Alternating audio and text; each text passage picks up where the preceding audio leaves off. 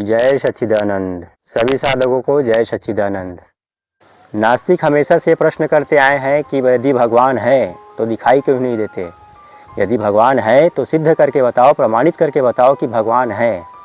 साथ में वे ये भी प्रश्न करते हैं कि यदि सर्वशक्तिमान कोई इकाई इस संसार में है, विद्यमान है, तो इस संसार में दुख क्यों है, अन्याय क्यों हो रहा है, चोरी क्यों हो रहा है, एक बच्चे के साथ में बलात्कार क्यों हो रहा है, एक छोटे बच्चे को कैंसर हो जा रहा है जो अभी तक वो दुनिया को देखा नहीं है, दुनिया को जिया नहीं है। नास्तिक कुछ इस प्रकार के ऐसे ऐसे प्रश्न करते हैं और कहते हैं कि संसार में भगवान नाम की कोई चीज़ नहीं है। ये जो सब हो रहा है वो प्रकृति के अनुरूप स्वतः ही घटित हो रहा है। तो ऐसे ऐसे प्रश्न करके नास्तिक ये बताना चाहता है, ये कहना चाहता है, ये तर्क दे रहा है कि संसार में भगवान नहीं है। नास्तिक अर्थात जो भगवान को नहीं मानते, भगवान जैसी कोई सत्ता के ऊपर विश्वास नहीं करते। तो आज उन्हीं नास्तिकों के लिए ये हमारा वीडियो बन रहा है। आप सब तो वैसे साधक है, आप भगवान को मानते हैं, भगवान को पाने के लिए मार्ग में चल रहे हैं। तो ये जो आज का वीडियो है उन नास्तिकों के लिए एक उत्तर रहेगा, एक डेडिकेटेड उन्हीं के लिए वीडियो बनाया जा रहा है। तो हम बात करते हैं कि कैसे भगवान है और भगवान की सत्ता के पक्ष में क्या क्या प्रमाण है। मैं भगवान की सत्ता के पक्ष में कुछ प्रमाण दूं और कहूं कि भगवान को सामान्य तर्कों से नहीं जाना जा सकता, उन्हें सामान्य बुद्धि से नहीं परखा जा सकता। उसको परखने के लिए, उसको जानने के लिए अलग अलग पैमाने हैं, उसके कुछ अलग पैरामीटर्स है। मैं वेदांत की बात बताऊं, कुछ धर्म की बात बताऊं, कुछ अध्यात्म की बात बताऊं, कुछ पुराणों की बात बताऊं।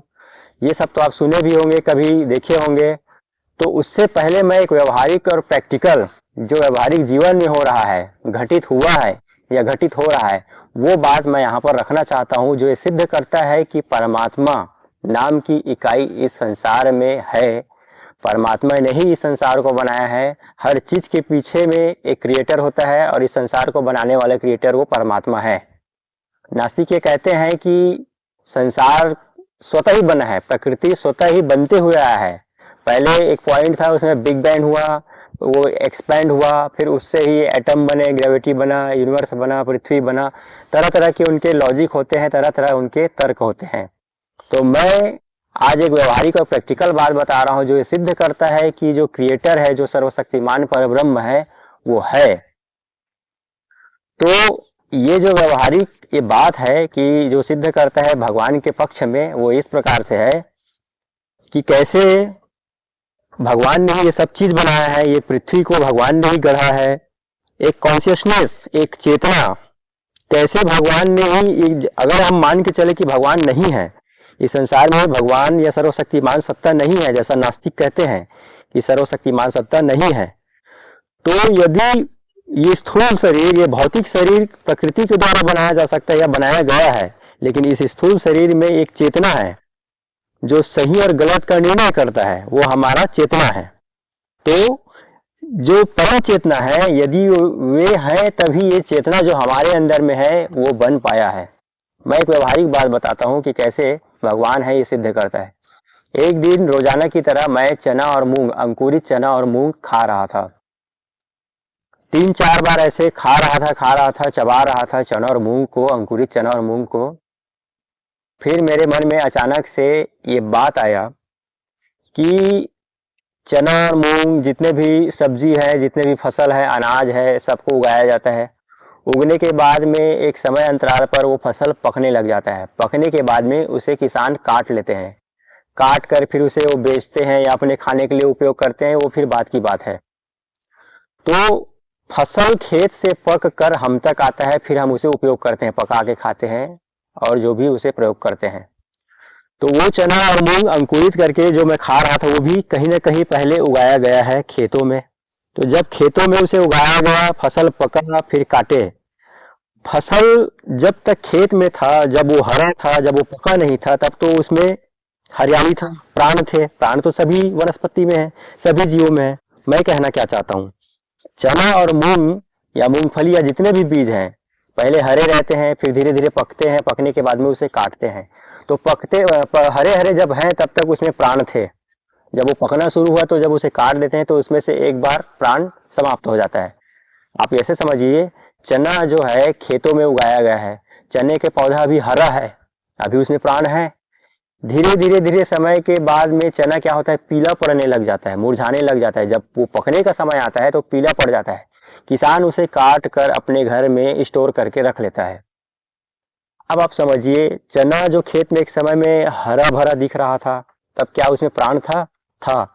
अब जब उसे खेत से काट कर हम ले आए हैं और धूप में सुखा दिए हैं, अब वो चना जो है हरा नहीं है, नमी युक्त नहीं है, अब वो पूरा ठोस हो चुका है, क्योंकि उस चने से पानी नमी निकल गया है।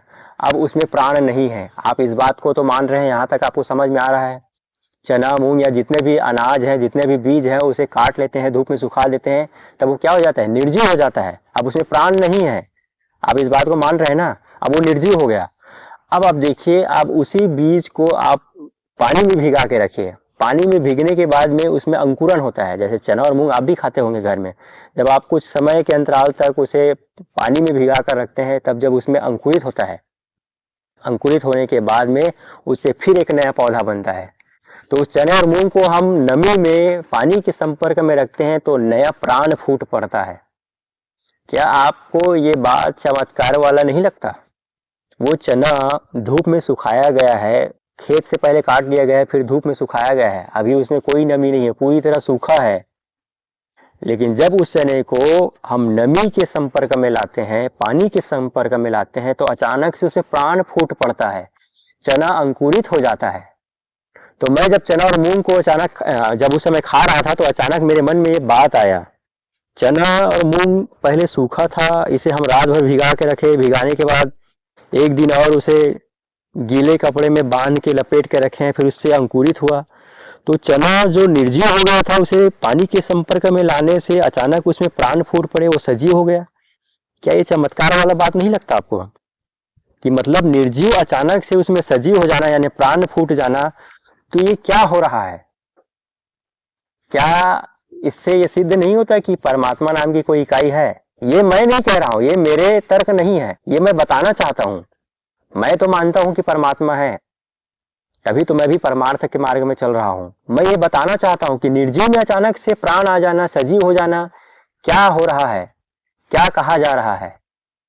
आप सोचिए, कल्पना कीजिए। कल्पना क्या, ये तो प्रायोगिक और व्यवहारिक बात है। चना और मूंग जो सूखा है, जिसमें प्राण नहीं है, जो निर्जीव है, पानी में भिगा कर रखने के कुछ समय बाद में उसमें अंकुरन होने लग जाता है, उसमें प्राण आ जाता है, तो निर्जीव अचानक से सजीव हो गया। अगर किसी जीव को या किसी व्यक्ति को हम मार कर 2-4 दिन, 10 दिन, 20 दिन, 1 महीना तक सुखा के रख दे, ड्राई कर दे, ड्राई फ्रूट की तरह, अब उसे हम कुछ केमिकल या कुछ पानी वानी ऐसा करके अगर सोचे कि इसमें प्राण आ जाए, जैसे चना मूंग में आता है, उसमें नहीं हो सकता। जो जीव एक बार मर चुका है, उसमें दोबारा प्राण नहीं आ सकता। लेकिन वनस्पति के मामले में दोबारा प्राण आ रहा है। ये किस ओर संकेत कर रहा है? परमात्मा की उपस्थिति को ही बता रहा है, परमात्मा की उपस्थिति को ही दर्शा रहा है। मैं एक और व्यवहारिक बात बताता हूं। मेरे घर में एक बिल्ली थी, बिल्ली के 4 बच्चे हुए। 1-2 दिन बाद में जो बिल्ली की माँ थी, वो मर गई। बिल्ली को हमने दूध पिला पिलाकर छोटे से बड़ा किए। जब वो बिल्ली के बच्चे बड़े हो रहे थे, तो मैंने अवलोकन किया, वो बिल्ली अपने नाखूनों को खरोचने लगे पेड़ में, सूखी लकड़ी में। वो बिल्ली चूहे का शिकार करने के लिए, मतलब वो अपना जो प्रोसेस करते हैं, जो उनके अंदर मैं देखा, चूहे को कैसे देखते हैं, कैसे ताकते हैं, उसके पीछे कैसे भागना है, उसे कैसे पकड़ना है, कैसे लपकना है।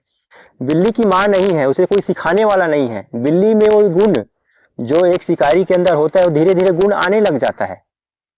मैं उसे देखकर हैरान रह गया कि ये सब गुण इसके अंदर क्यों आ रहा है, कैसे आ रहा है, जबकि इसे कोई सिखाने वाला नहीं है।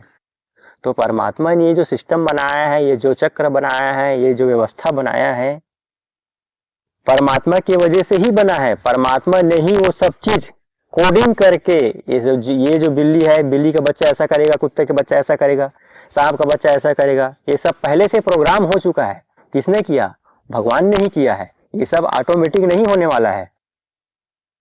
कोई चिड़िया है, चिड़िया अंडे से निकलेगा तो पहले पंख फड़फड़ाएगा। ये सब कैसे हो रहा है? सब पहले से प्रोग्राम्ड है, ट्यून हुआ है, स्पेसिफिक ट्यून हुआ है कि ग्रेविटी होगी, गुरुत्वाकर्षण होगा, गुरुत्वाकर्षण की वजह से कोई चीज नीचे गिरेगा। न्यूक्लियर जो परमाणु है, परमाणु में इलेक्ट्रॉन है, प्रोटॉन है, न्यूट्रॉन है, वो अपने दूरी पे रहेगा, दूरी पे घूमेगा, केंद्र की ओर आकर्षित रहेगा। तो ये सब प्री प्लानिंग प्रोग्रामिंग है, ये सब भगवान ने किया है। कुछ भी चीज अव्यवस्थित नहीं है। पृथ्वी से सूर्य की दूरी, पृथ्वी से चंद्रमा की दूरी, सब एक फिक्स्ड है। अगर इसमें से हम कोई भी पॉइंट भर इधर उधर करें तो ये व्यवस्था संभव नहीं है। अगर एक परमाणु के अंदर हम रत्ती भर भी चेंजेस करने की सोचे तो आप कल्पना कर सकते हैं, यदि आप विज्ञान के स्टूडेंट हुए हैं या विज्ञान के बारे में थोड़ा बहुत आप समझते हैं, तो आप ये भी समझते होंगे कि अगर एक परमाणु के अंदर भी रत्ती भर हम परिवर्तन लाने के प्रयास करें तो उसमें से कुछ बड़ा परिवर्तन हो सकता है। क्या परिवर्तन? उसमें से धमाका हो सकता है, विस्फोट हो सकता है। तो ये जो प्रकृति दिख रहा है, ये जो सृष्टि है, वो पूरा व्यवस्थित है और ये स्वतः व्यवस्थित नहीं हो सकता, इसे व्यवस्थित करने वाला कोई है। तो इन सब से ये प्रमाणित होता है, ये सिद्ध होता है कि परमात्मा नाम की कोई इकाई है। तो नास्तिकों को ये बात मानना चाहिए। अब सब प्रकार की ये बात और तथ्य कहने के बाद भी नास्तिक बोले कि नहीं, भगवान नहीं है, यदि है तो सिद्ध करके बताओ, तो उनके लिए अंतिम में ये सिर्फ एक ही लाइन कहा जा सकता है कि सलीका ही नहीं शायद उन्हें महसूस करने की, सलीका ही नहीं शायद उन्हें महसूस करने की, जो कहते हैं खुदा है तो नजर आना जरूरी है। आपको अनुभव करने की सलीका नहीं है, आपके पास पैमाना नहीं है नापने का, मापने का, और फिर आप कह रहे हो कि यदि खुदा है तो नजर आए, तो ये तो आपकी ही कमजोरी है। आज की वीडियो में बस इतना ही कहना था। वीडियो कैसा लगा है कमेंट बॉक्स में बताइए। मिलते हैं दूसरे वीडियो में, तब तक के लिए